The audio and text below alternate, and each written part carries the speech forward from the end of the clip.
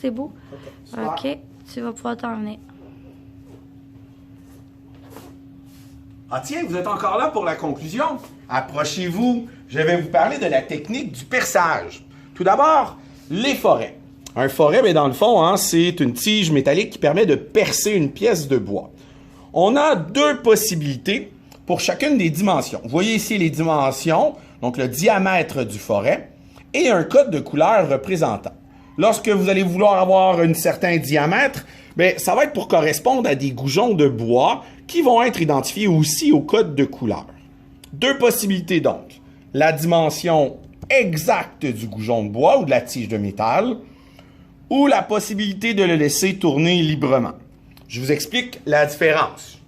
On a ici la dimension exacte. On voit que les deux pièces sont fixes et donc le goujon ne peut pas bouger.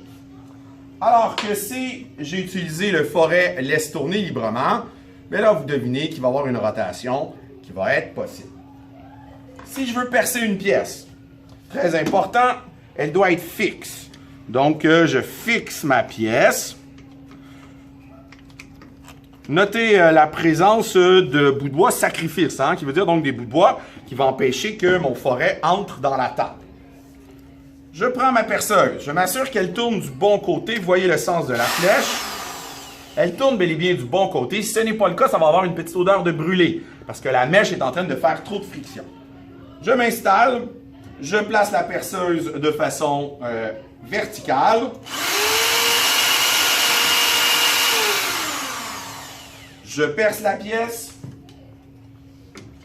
Et puis mon trou est fait. Vous pourrez me dire s'il s'agit d'une dimension exacte ou de laisse tourner librement. À vous de choisir.